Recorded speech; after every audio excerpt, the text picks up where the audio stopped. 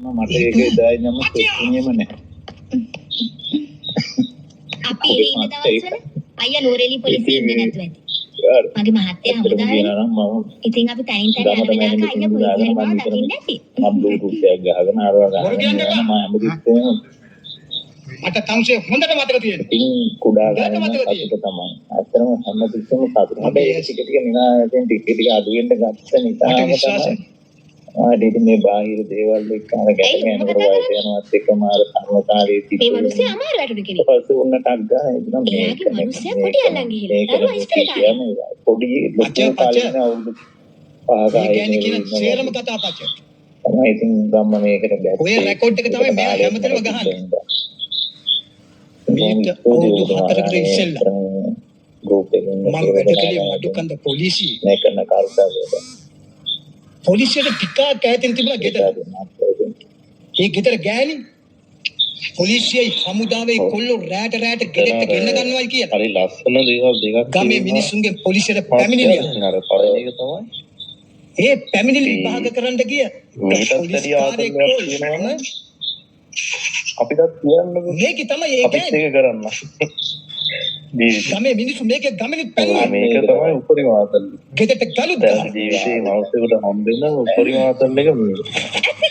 මීරත්තරිය ආතල්යක් තියෙනවා කියලා ගවර කිව්වොත් අපි ඒක කරලා බලන්නම් ඉතින් මීරත්තරිය ආතල්ද වෙනවා ඒක කරනවා. අවුලක් නෑ ඔය වෙලාවට ඒ දේ බාර ගන්නවා. මේක ඔළුවෙන් දිගින් තියලා දිවල දාලා පාගල ඒක අපි ඔළුවට තියාගන්න. අපේ තාම දෙයක් නෑ. තාම ගොඩක් දේවල් කරලා බැලුවා. අපි ගල්වා දෙනවා. බෞද්ධ දෙයක් ගන්න තියෙන දේවල් අපි අම්මා තමයි අරගෙන ඉන්නේ තමයි. ගන්න වරි කරනවා නඩබා කරලා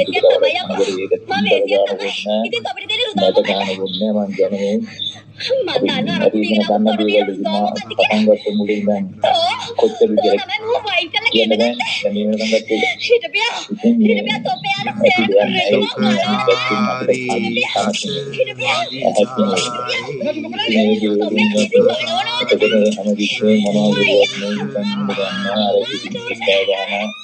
ඒක සමිල්ල කරගෙන කොච්චර කොහොම කතා කරලා මට තේරෙනවා ඔය බෞද්ධ වැටේ කොච්චර නැතුවත් ජීන්නේ නැති තමයි කියලා අපිට. ඒකම තමයි මම කියන්නේ මට යන්නේ තමයි ඉතින් මට නේද. ඒකම මෙච්චර ඉන්නේ මේකට පිටින් දාන්න පුළුවන් කෙනෙක් මම තමයි වෙන ඉතින් මම තෝරන්නේ මට අර කාලේ විලාව දුන්නා දේවල් ඇයි නම් කාලේ තනකම් අල්ලගෙන යනවා.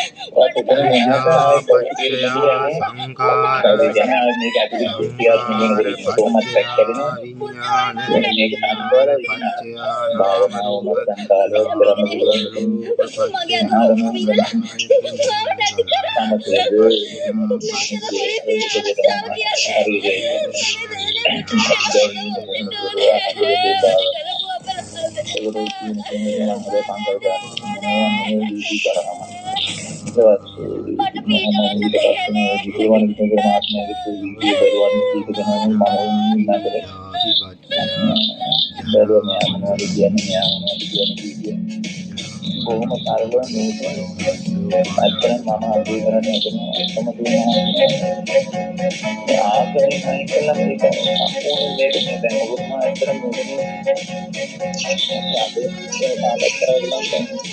පොඩි ළමයි